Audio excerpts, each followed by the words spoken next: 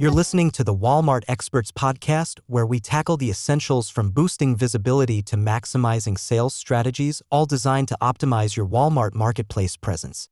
Tune in for expert advice and actionable insights too. Well, hello, everybody, and welcome back to Digital Deep Dive Podcast. I'm your host, Aaron Conant. And yeah, we took a couple weeks off over Turkey 5. Just way too many things going on during that time frame, but glad to be back here today. And today we're going to tackle Walmart.com ecosystem. This is a topic that comes up over and over again. We do a lot in the Amazon space, and everybody's looking for, hey, what's next? And Walmart has always been hanging out there. And so with kind of this, time where I have a lot of people reevaluating their direct-to-consumer sites, but still looking for growth, obviously Walmart comes up a ton. And so got connected with Michael Lebhar here at SellCord from a bunch of different people in the network. Come to find out, we have a ton of different connections across the board, and had a fantastic conversation. It was just one of those ones where like, hey, we need to get this word out. He's one of the foremost authorities in this space, and it's just helping a ton of brands. So I thought, hey, let's bring him on and kind of do a deep dive on the Walmart.com ecosystem. But Michael, I'll kick it over to you. Do you want to do like a brief intro on yourself and SellCord? That would be awesome. And then we can kind of jump into the conversation. Sound good? Awesome. Yeah. Thanks for having me. It's cool to be here. So yeah, a little bit about myself. I started selling online in early high school, in between classes, after school, built a brand on Amazon, was able to scale that. And I was like, Amazon allowed us to build this really strong brand. Why don't we just expand it to a lot of other platforms? So we started selling on a lot of other platforms. Pretty soon noticed that like Walmart was the only other one that was giving us really significant volume. So I'm like, what about if we took the same approach we took to Amazon to Walmart, like really understand the intricacies of the platform, understand how it works, understand the algorithm, understand the best practices. And, we became the number one in our category. Eventually, one of my brands got into Walmart stores nationwide through just having strong .com success. So it was a pretty cool journey.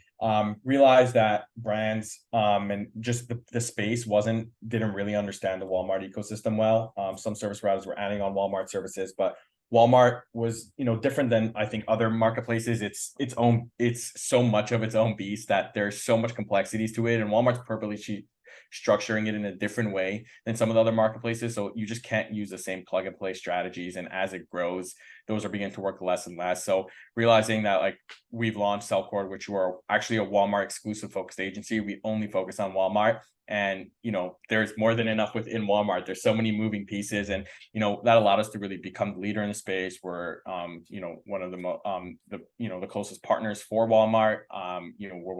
We're approved agency partners, API partners, work very closely with them. And yeah, it's been really cool to be able to help brands. We've worked with a lot of brands that aren't on Amazon or D2C and want to expand to Walmart to just grow another channel. Like that's been really cool. We've been working a lot with brands who've been working with Walmart forever. And now they're having this challenging of all these new marketplace listings, taking away a lot of their sales, and them having to adapt with Walmart Connect and not having the proper resources and the proper understandings how to properly do that. So we've been helping in that side of things. A lot of brands that want to get into stores, Walmart's now telling them you have to focus on .com. So we've been working with a lot of different things, and it's been really cool to just work so closely with brands and help a lot of them.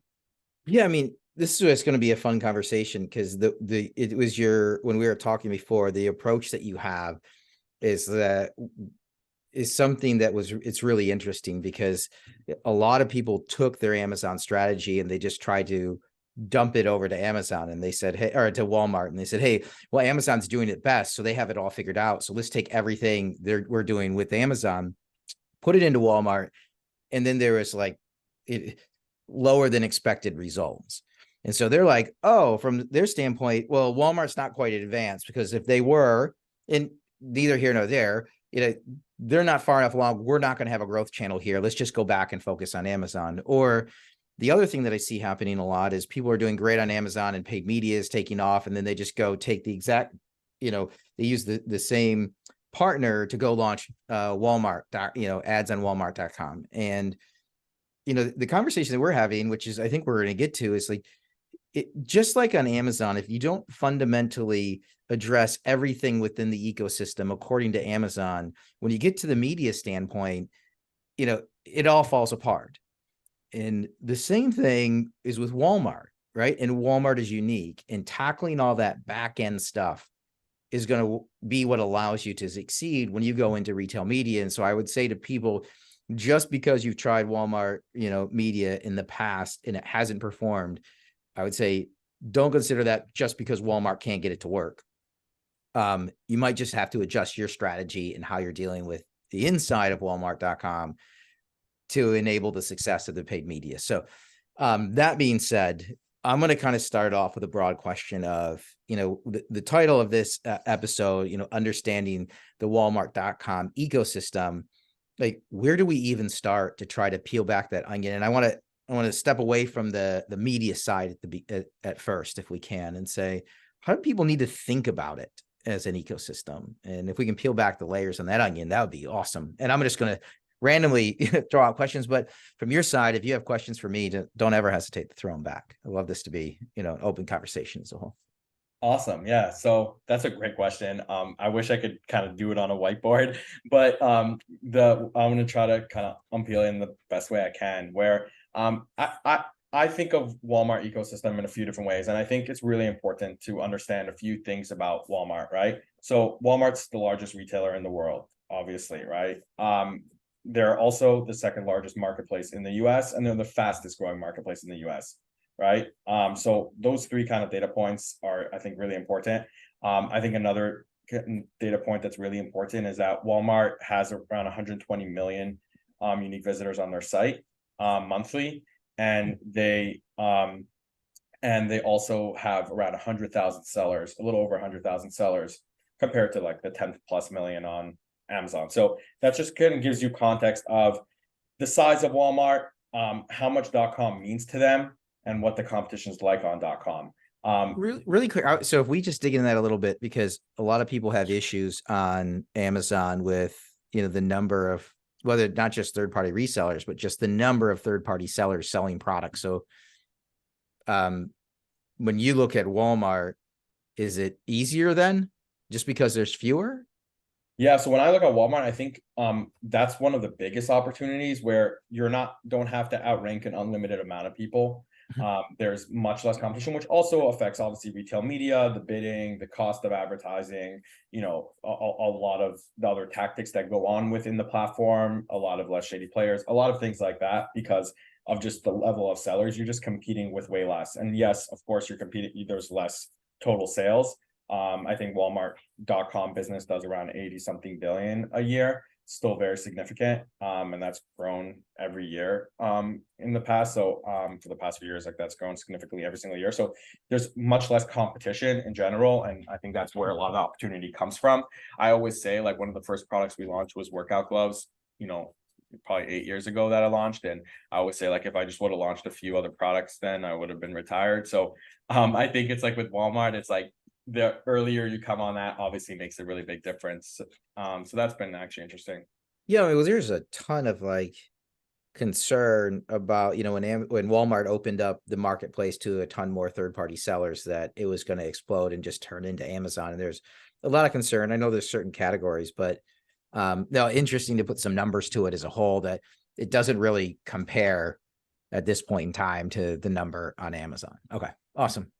Awesome. Yeah. So the way kind of Walmart, a lot of people might know this, but is there's a couple components to it. There's the in-store business, right? And within the in-store business, there's the items that are on the shelf, right? And then there's also pickup and delivery, right? Where people could purchase on their app, on the site, to pick up within store. And then there's the items that are actually on shelf in store that people come in and purchase in store. So for those in-store items, people could walk in, purchase, or they could order it on the app for pickup and delivery, right? That's kind of where a lot of the business is done, and that's kind of the core, what a lot of people know Walmart for. Now Walmart has, on the .com side, a few other kind of categories, right? So they have something which I like call 1P, what we call 1P owned, right? Where it's on .com, people order it to be shipped to their house. It's me as a seller, sell the product to Walmart. Walmart lists it on their site.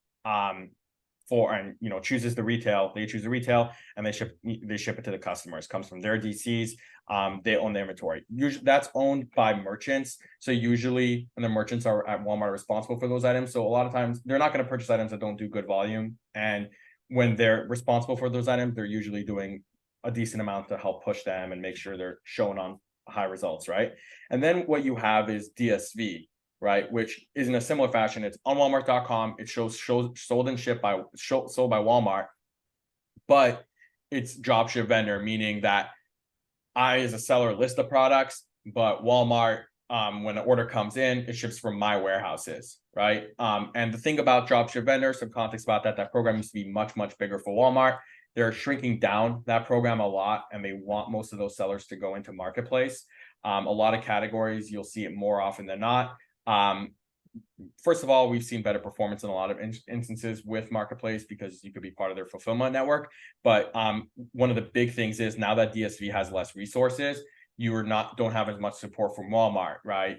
They're not going to care as much about the listing, so they're not going to promote as much. You're not going to do promotions as much with you and things like that. You're just going to have way less kind of leverage within that environment. But there's still a ton of volume done in DSV. We manage some of the largest DSV vendors. There's still a lot of volume there, but a lot of them are moving over a lot of their business to marketplace. So when we think about on the vendor side, then, and I'm going to do a lot of comparisons back to Amazon, that there's a traditional, 1P side, and they're buying wholesale, and they set the price and they resell.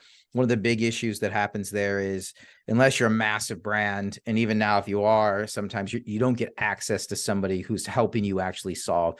How does the Walmart side compare? If you're engaged and you're on the 1P side, they're buying it. Are these vendor managers, or I don't know what they're called within Walmart, are they more engaged than on the Amazon side, or is it going to be pretty typical? And then on the dropship, I mean, Amazon has something, very, very similar, but you're saying, Walmart is trying to push that just to, as long as you're drop shipping, push it to a marketplace. Is that just because they don't want to have the inventory liability, or they just love the marketplace model where they just take a cut? So there's two different questions there. So I guess if I back up, on the 1P side, what does that interaction look like with Walmart? Perfect. So on the interaction with Walmart, you do have more support from within Walmart because whoever is buying the item from you, the merchant at Walmart's buying the item from you, owns the P&L for that item, and he cares for it to be successful. That being said, it's a good opportunity. It's a really good opportunity to have a 1P item. So they're expecting you to not have to rely on them too much. Like, they have a lot to do. They're expecting you to have the right resources internally, or use partners, brokers, whatever the case might be, is to help make sure that that's streamlined, so they don't have to kind of nudge you on a lot of things. To that question, to the question on Walmart moving, how DSV works, and why they're planning on kind of moving a lot of sellers. It's less from like an inventory ownership liability, because the way DSV is structured, it's still within sellers' inventory, and they're not purchasing too much. They just constantly purchase. The reason why is marketplace is just a much more scalable model for them.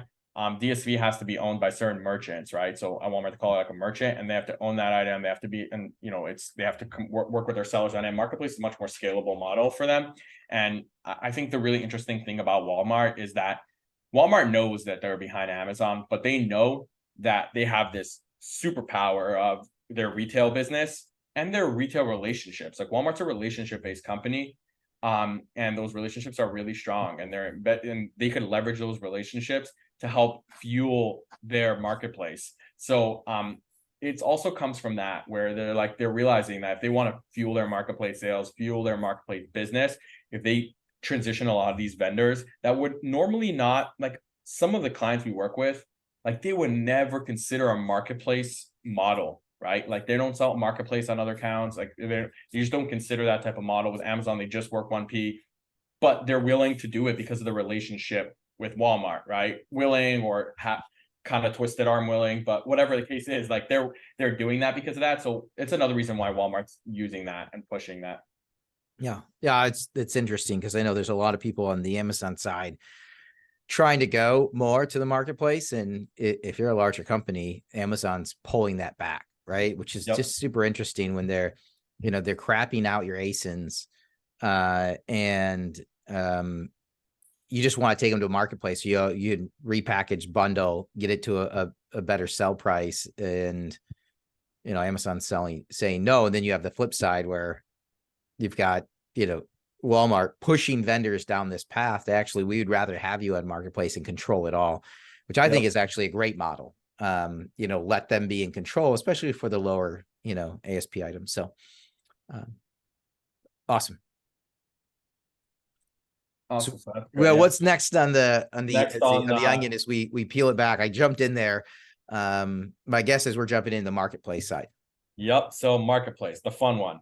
So marketplace is obviously it's a marketplace. It's on one thing important. Most people know it's on a separate platform, right? So everything else is hosted on Retailing that we spoke about. This is hosted on something called Seller Center, right? You have a separate application for it. You have to apply for it. We could include an application in the description link that helps kind of expedite to get applications approved. But you could apply there. Once you apply and you have your account set up, it's in Seller Center. You have full control of everything. Very simply, there's no monthly cost. Like Amazon, it's just you pay 15% commission. Some categories are a little bit less commission. Rates especially as well. The way marketplace works is there's a few components of it. You list your products on marketplace. From there, there's something called WFS, which is their fulfillment program. Over 90% now, or I think it's 85 actually still, percent of the top items on Walmart.com are part of the WFS network. So that's basically similar to Amazon FBA. The program is expanding like extremely rapidly. And it's a great program, has a lot of great features. And that allows you to have 2-day shipping, as well as quick shipping, quick delivery. But Walmart also increase your rank by just being part of that program. So that's WFS. And that is this really quick. So that's similar to FBA where you're sending your inventory in. There's probably a holding cost for it. But again, it's part of 2-day delivery. They're individually pick, pack, shipping your product out, so you don't have to. And is that kind of and getting it to customers quicker. So yeah, that's very similar to FBA. I would say in a lot of ways almost identical. So costs are really great. It's a great program and it's growing really fast.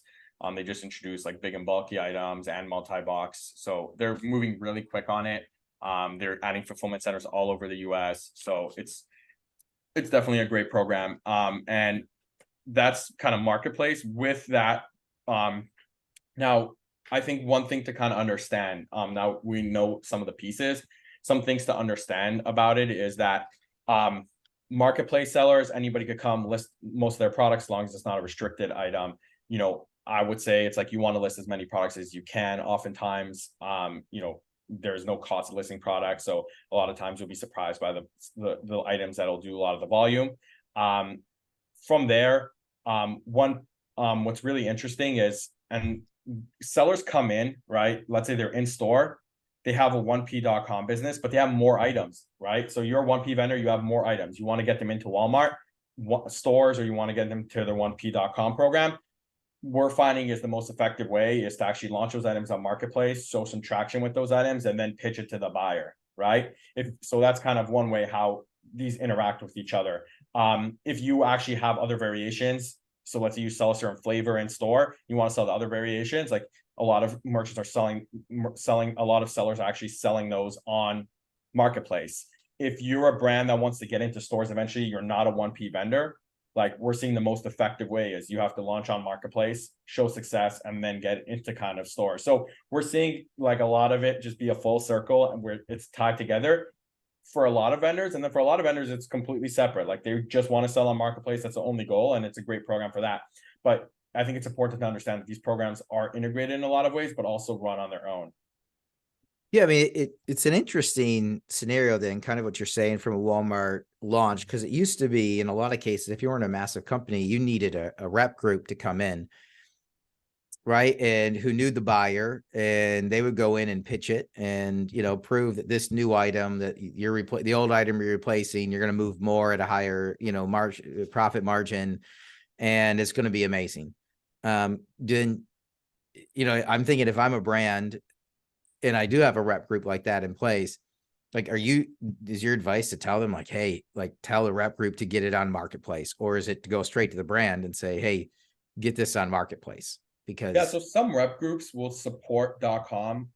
Just from my experience, and don't shit on any rep group. It's just they're their experience is with in-store business, and they're trying to learn the .com and how it plays in. So a lot of them are not the most experienced in driving real volume on .com and being able to build a good story that way. So, we work with a lot of brands who work with rep groups, and, to be their .com side, a lot of times brands doing it internally will perform better than kind of their rep groups doing it, but it's obviously case by case.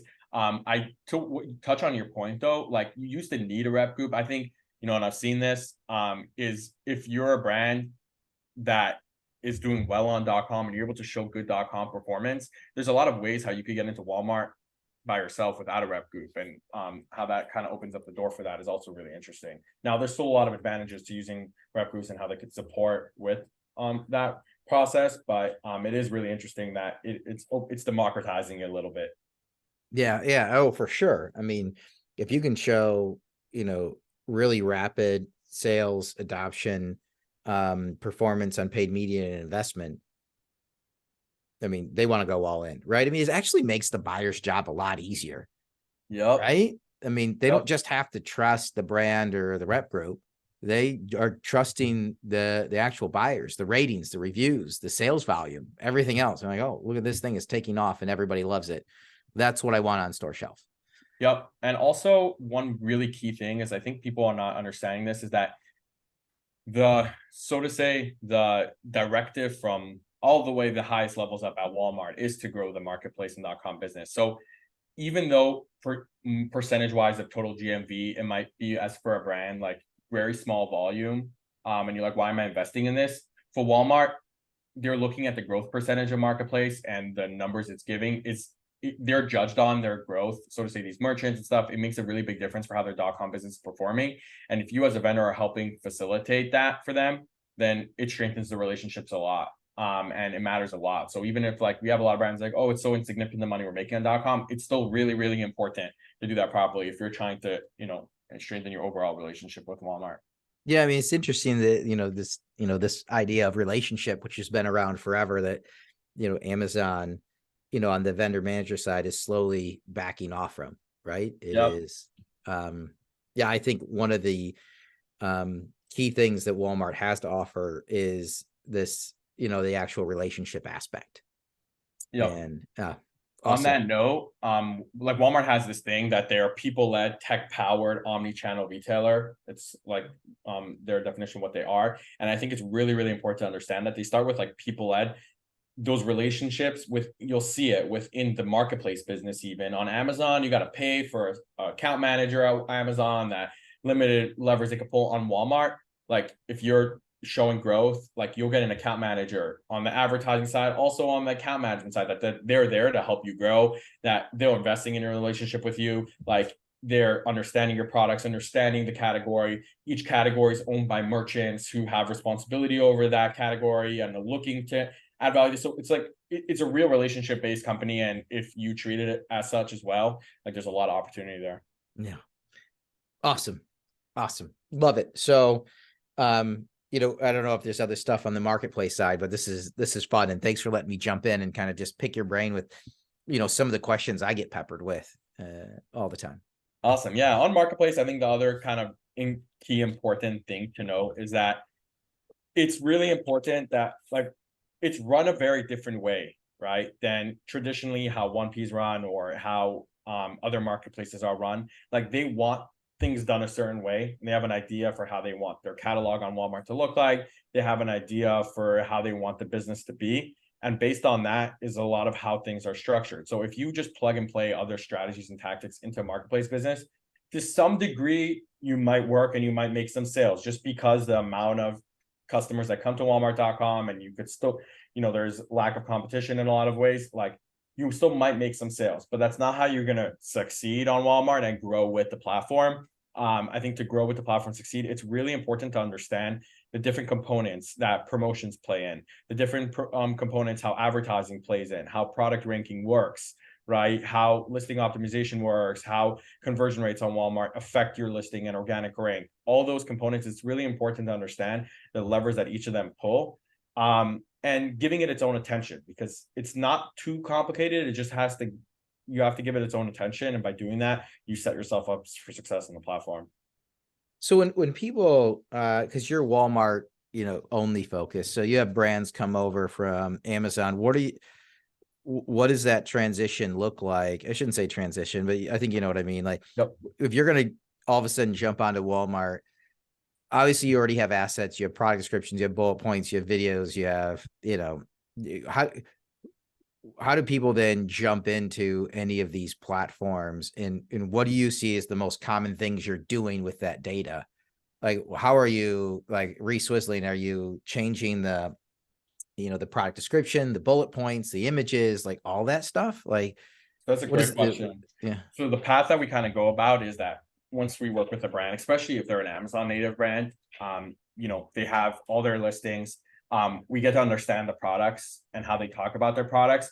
Once we know that, we actually go through a few-step process where we understand the keywords that are bringing volume on Walmart. They're oftentimes very different than the ones bringing Amazon. There's obviously crossover, but there's differences. So understanding those, once we have a really good understanding of what those are and what we plan on going for to target, now we start writing the listings. We completely rewrite the listings, title, descriptions, key features, front end of listings. Walmart has different style guides that make a difference for how well you rank.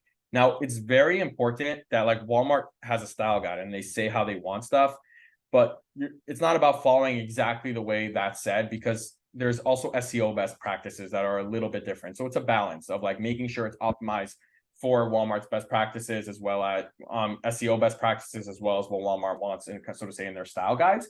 That's a big part of it. I would say that's like 60% of it. 40% of it, of the work, which sometimes has even a bigger impact, is the back end of listings. Walmart's trying to build a really strong, well-organized catalog.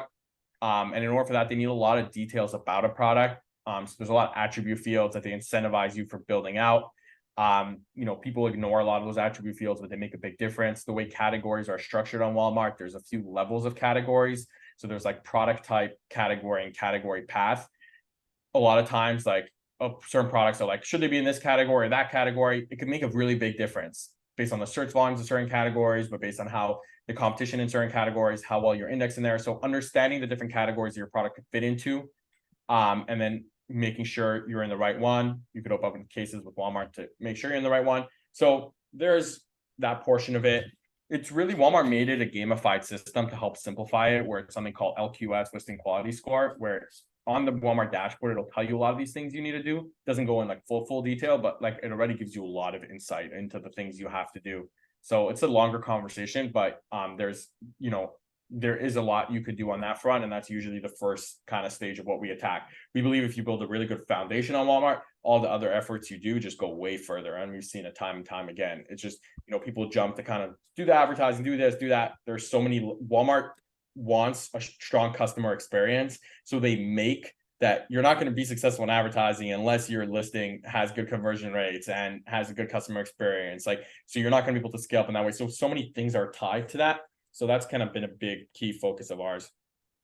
Is the amount you're spending in paid media tied to like how they adjust your scoring at all? Not on the main listing quality score, but the amount you spend in media will have a difference to your ad relevancy, and how much you could spend on like new placements, new advertising, things like that. But it's less based on how much you're spending. It's not for how like your listing quality. It's more about how the quality of your listing overall. Like, that's what your listing quality score is, like just the quality of your listing, back end and front end. Awesome. I'm making some notes here. Because I have another question, but something tells me we're going to come up with a list of a follow-up episode to publish a week after this one. That's what I'm coming up with right now.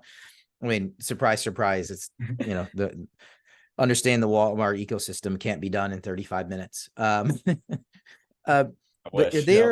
I'm also sitting back and I'm thinking, if I'm a brand, like, how do I know if it's worth it? I don't know if there's certain categories, like brands come to you, I'm sure, all the time. And then, like anything else, you're probably doing an evaluation as well. Like, just having that honest conversation, like, actually your category is not really good, or wow, your category is, kicking butt, taking names. We can jump in and really help you here. Are we seeing that? I guess we are seeing it on Walmart, but are those categories sticking out, or are we getting to the point where, hey, outside of like fresh food, like everything's taking off at this point in time? Yep. So great question. There is things to understand about categories and things that we could dive into a little bit. Now it depends a lot on obviously the type of products you're carrying, right? So when we look at certain categories, I'll just kind of talk through them quickly and it'll give some insight. If you think about hard lines, right? So sports, patio falls under hard lines. There's a lot of different accessories and things fall under hard lines. Those are high volume categories. They do really well. Within those bring a ton of volume, and Walmart has significant market share in hard lines in general, compared to other marketplaces. That being said, in order to compete properly in that category, within those categories and subcategories, there is certain subcategories that have less penetration, right? And that's what you have to really look for. What we look for is there less sellers there?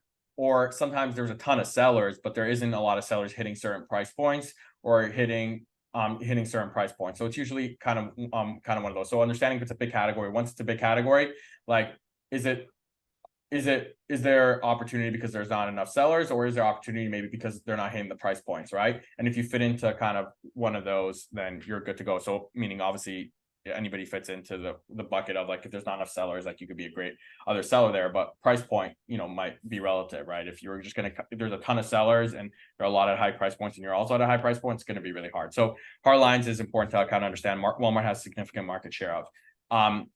Home is the largest, if I'm not mistaken, right? So for Walmart, so there's on the .com side of things, obviously grocery is massive for Walmart, but I'm saying on the .com side of things, home is huge.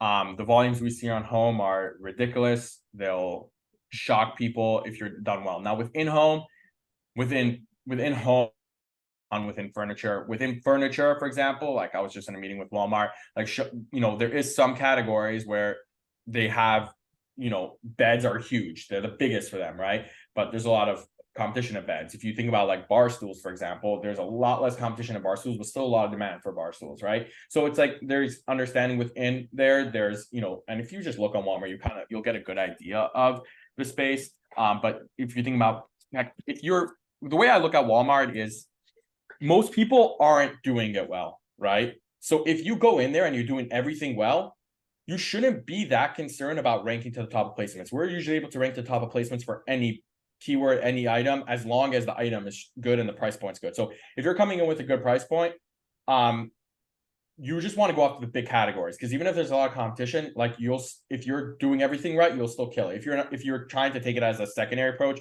you're not going to make, because that obviously you're going to be outbeat by competition. But that's kind of the way we look at it. If you're in health and wellness, sorry, go. No. I'm just thinking, like, do you help people with this as a whole? Like, I'm just thinking, it's hard if you haven't been in the ecosystem. So brands come to you, and is that some of the first part? Like you just jump in and say, hey, are you able to help them with this evaluation? Or they say, hey, I don't even know my total opportunity. And you're able to come in, take a look at their products and say, like, hey, this is massive, or hey, this is small. Is that something you're doing? Because a lot of people are having this question right now, or they're already there and they're not winning and they're thinking, what am I doing wrong? Or am I doing nothing wrong? Right? It's almost that I just want to know where I'm at so I can know, like, am I at the top or am I at the bottom? Is my category huge and I'm selling a little? Is my category small and I'm selling a lot? That number could be the same as sales, but depending on the overall potential in the category and in category size, changes strategy, changes internal conversations with executive teams who are saying, why aren't you winning? Why aren't you building more? Why aren't you growing on Walmart? You can say, actually, we've got 9 number 1 bestsellers, right? That type of thing. Yep, exactly. It's a great point.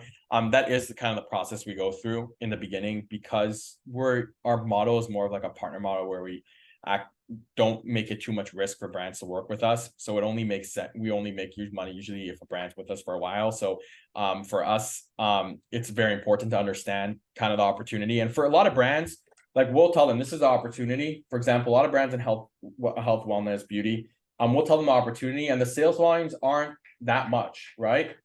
But a lot of times it'll make sense for us to work with them because they have other goals. Like they're planning, they want to control their brand on the platform, or they still want that added extra revenue. They want to be there as the marketplace grows. And then if that aligns with their goals, then that's fine. And then we know that it could be a long-term relationship. But if their goals are like they need to hit $500,000 a month within a certain amount, within 6 months for it to be worthwhile for their resources, then it's for a lot of those brands, it won't be a fit. But in home, for a lot of those brands, like it might be a great fit. So it's a lot about understanding that. And like, that's usually the first stage what we go through is like understanding the brand, seeing, getting an idea internally of their opportunity. And from there, seeing how that works. Yeah. I mean, it could be, you're right, brand protection. It could be, I want to get on store shelf. Yep. And it might just be one product to start, right? It could be a sales number, right? It's then identifying internally the strategy. What do you want to get out of this relationship as a whole? And it's interesting that that's changing rapidly, and people have to look at it that way, because that's exactly how people's mindset have changed over Amazon. I mean, I'm talking to 20 or 30 brands a week. And that's, start up the Fortune 100, everybody, up every vertical pretty much. And that's, I would say, a major thing that's shifting is, Amazon, not viewing Amazon as that strictly a sales channel, but hey, how can I use Amazon in the exposure I get there to advance what my goals are? Then adjusting my Amazon strategy to that. You're going to have to do that same thing with Walmart. And if you can do that, then you're going to get these exponential gains that other people aren't, because they're approaching the platform the wrong way. 100%. Yep. Wow. No, this is fun. Are there other things top of mind? I do think that we're going to have to do a follow-up. So some of the things that I wanted to do, like, I think is going to be a follow-up episode. I do want to pick your brain and make sure that we catch anything else we need to in this episode, is more of a winning on Walmart.com, right? And what does that look like? And I think we've kind of pulled some of that, but I want to dive deeper. Hey, identify your strategy, right? Identify, the total market, size, the price point, the content, the interaction, the paid media. I mean, unwrapping the paid media side of Walmart is going to be a good chunk, but it's almost like we're going to do another one that follow up this one, winning on Walmart.com. And what does that strategy look like? Are there other things like on this kind of, understanding Walmart.com that we still need to get to in the next, 5 minutes or so? Yeah, so just a couple thoughts. I think if you haven't been successful on Walmart, it's really important to dive into it and understand why. And we see this with brands all the time. A lot of brands are on Walmart already. It's just they haven't been successful. And it's, sometimes they're convinced it's because there's not enough volume, and sometimes they're right, but usually it's not the case. Maybe it's not as much as they wish for or hope for, or this or that, but it's usually, it's a lot more than they think. So I would say, like, it's really, you have to get to the core of understanding why and how to properly approach Walmart. And kind of in the next episode, we'll talk through a lot of the tactics you could do to kind of position yourself really properly on Walmart. But we see this all the time, and some issues, and for some brands and some products, it's a much quicker process. For some brands, it's a little bit of a longer process, depends on a lot of variables. But we've seen some crazy results. And like, I just have a anecdotal point from like an item that was a brand new item that was launched on Marketplace. It was doing under 20,000 a month in sales. Over Black Friday, Cyber Monday, it did close to 1.5 million in sales just within the weekend on a Marketplace item. That outdid all the 1P items and all that, just because the Marketplace team worked with the brand on getting really good placement. We promoted with the right advertising, and it was a great product, and that's, like, there is significant volume going to these Marketplace items. And we're seeing it across a lot of different categories, a ton of different growth, but it's just, the approach makes a really big difference. And understanding your goals, understanding, like, usually to ramp up to those goals, a lot of teams can't do it internally, or it takes more time and resources and costs to do it internally. There could be partners you could use for full integration. You might just looking for a smaller partner for certain things. Like, there's a lot of ways to address it. And I think it's really important just to understand what you're looking for, your goals, and I'm more than happy to chat with any brands, even if they're not ready to work with. How do you, just about that? No, it's awesome. I mean, how do people get a hold of you as a whole? I mean, as a follow up to this? Yeah, so I'll just give my email. I like, anybody can email me, honestly. I try to get the things as quick as I can. I love talking things about brands and strategy. So it's like Michael@SellCord.com. You can just email me, Michael@SellCord.com. And SellCord.com. Or you can fill out a form on our site, SellCord.com, and you could, you just request to speak to my team or myself. You can just put in the note and it'll get forwarded to me. And yeah, we can kind of discuss and see, learn about your brand. If you go on Walmart, or you have questions or want to learn about the opportunity or whatever the case might be, like, down to chit chat. Yeah, I mean, I think that's kind of why we hit it off, is we had that same conversation. We'll just have a conversation with anybody, like at this point in time, like Yep. it's just fun. There's something to learn from everybody. Well, Michael, thanks so much for your time today. We're gonna find a time to do a follow-up to this one. So hopefully it'll post the week after this one does. The winningonwalmart.com, where we kind of tackle all those things I mentioned earlier. With that, we're gonna wrap up this episode of the Digital Deep Dive. Thanks everybody for tuning in. Thanks, Michael, for your time today. We'll be in touch, record the next one as well. Alrighty. Thanks, my friend. Awesome. Thank you.